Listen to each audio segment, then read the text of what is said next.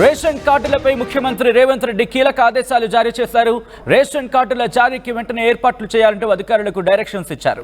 MLC ఎన్నికల code అమల్లో లేని జిల్లాల్లో రేషన్ కార్డులు జారీ చేయాలంటూ చెప్పుకొచ్చారు. ఆయన రేషన్ కార్డు లేని కుటుంబాలు పదే పదే అప్లై చేయకుండా చూడాలంటూ అధికారులకు ఆదేశించారు ముఖ్యమంత్రి రేవంత్.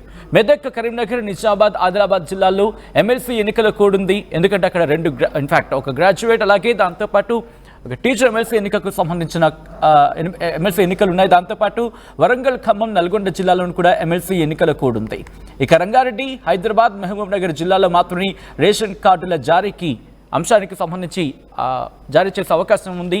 ఈ నేపథ్యంలో ఎటువంటి డైరెక్షన్స్ ఇచ్చారు ముఖ్యమంత్రి? అట్ ద సేమ్ టైం ఇక్కడ పదే పదే అప్లై చేసుకోకుండా ఎటువంటి గైడ్ లైన్స్ని ఫాలో అయ్యే అవకాశం కనిపిస్తోంది అధికారులు.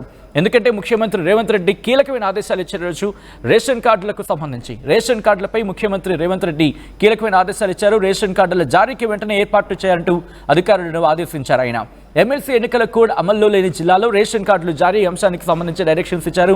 రేషన్ కార్డు లేని కుటుంబాలు పదే పదే అప్లై చేయకుండా చూడాలంటూ అధికారులకు ముఖ్యమంత్రి ఆదేశించారు. మెదక్, కరీంనగర్, నిజామాబాద్, ఆదిలాబాద్ జిల్లాలో ఎమ్మెల్సీ ఎన్నికల కోడ్ ఉంది. అలాగే వరంగల్, ఖమ్మం, నల్గొండ జిల్లాలో కూడా ఎమ్మెల్సీ ఎన్నికల కోడ్ కంటిన్యూ అవుతోంది. ఇక రంగారెడ్డి, హైదరాబాద్, మహబూబ్ నగర్ జిల్లాల్లో మాత్రమే రేషన్ కార్డుల జారీ అంశానికి సంబంధించి జరిగే ఛాన్స్